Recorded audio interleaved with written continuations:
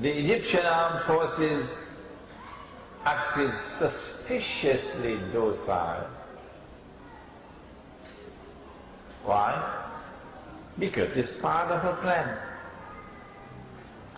And now, in the months to come, we can expect that there will be free and fair elections. And guess what's going to happen?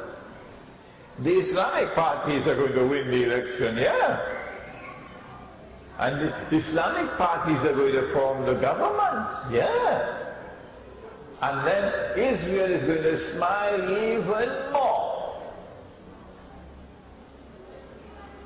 Because once the Islamic government comes to Egypt, what's going to happen with Gaza? Can you imagine?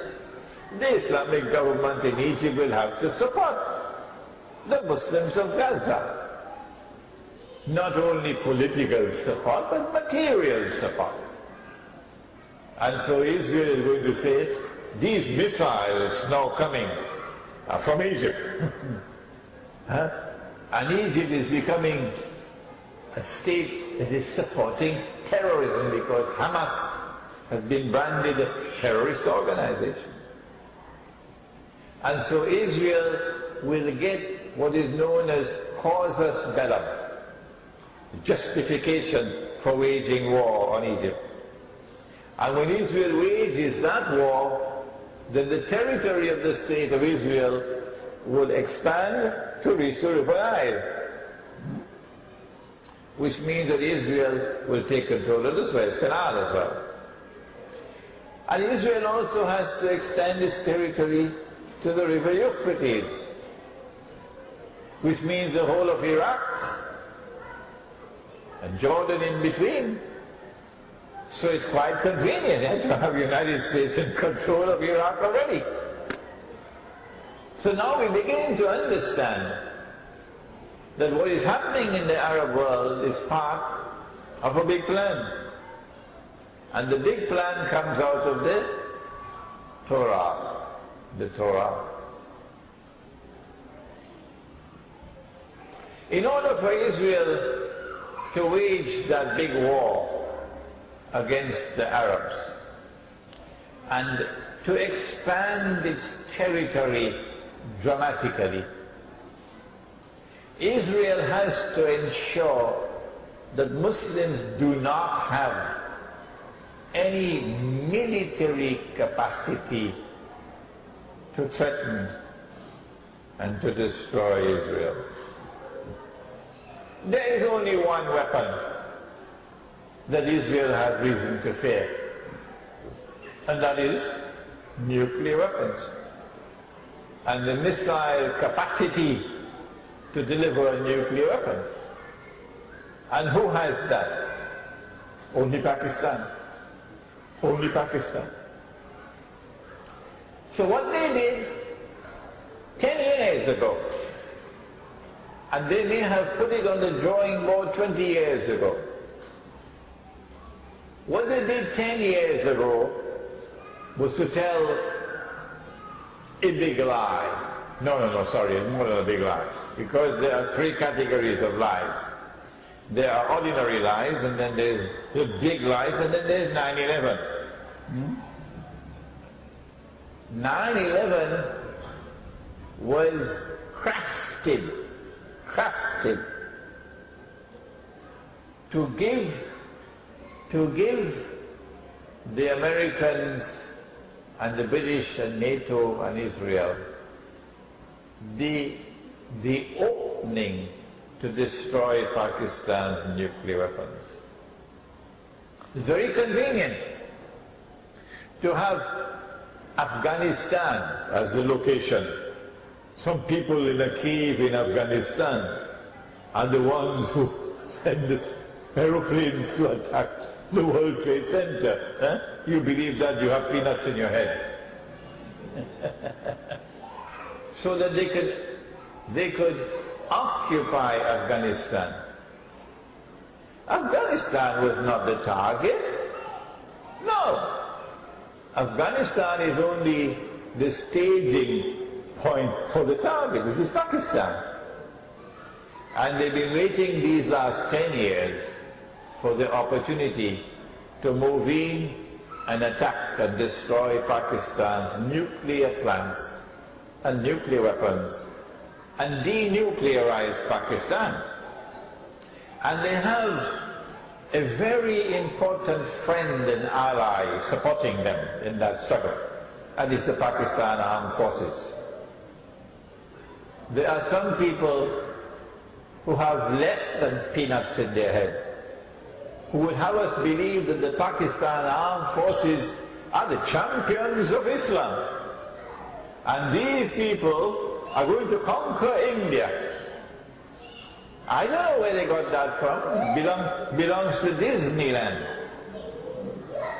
Because the Pakistan Armed Forces have consistently been a friend of Israel.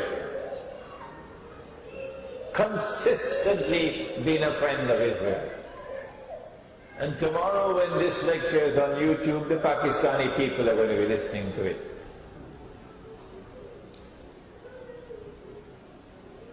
They attacked Libya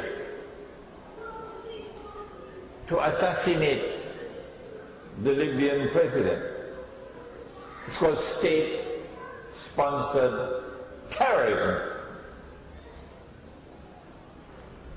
They say they have the green light from the UN Security Council. Russia says no.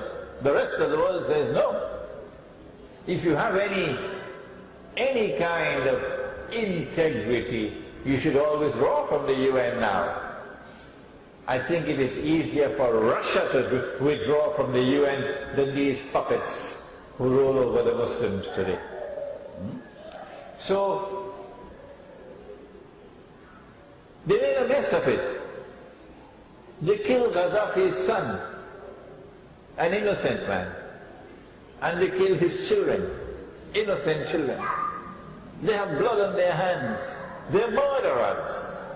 And yet the Pakistan Armed Forces will still support them. Oh yeah. So now they need something to cover their shame.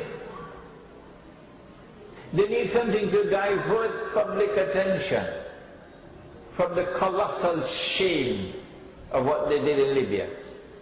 So conveniently, Osama bin Laden said, well, you can kill me now. How very convenient, eh? So that the attention of the world would be diverted from what happened in Libya. In order for Israel to wage the big wars, they have to take out Pakistan's nuclear weapons and nuclear plants. And they're just waiting for civil war to erupt in Pakistan. As soon as they get that excuse, they're going to move in. And when they destroy Pakistan's nuclear plants and nuclear weapons, the road will be clear for Israel to wage her big wars.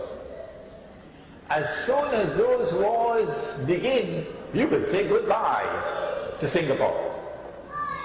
Oh yeah. They will have to break up Pakistan into bits and pieces to ensure that Pakistan never rises again as a nuclear power. So part of Pakistan going to India, another part going to the greater Afghanistan, another part becoming the independent state of Balochistan, and the rump that remains under Indian hegemony.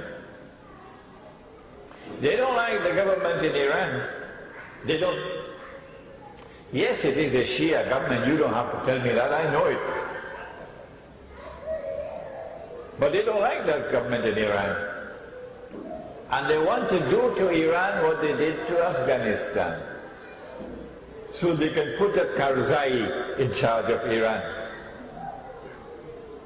And that would be a truly Shia government that they can then use and exploit for their own purposes against the Sunni world. They can't do it with this government, because this government is sincere in its denunciation of Israel and its wickedness. this government in Iran is sincere in its support of the cause of the oppressed Palestinian people. To believe otherwise is sinful.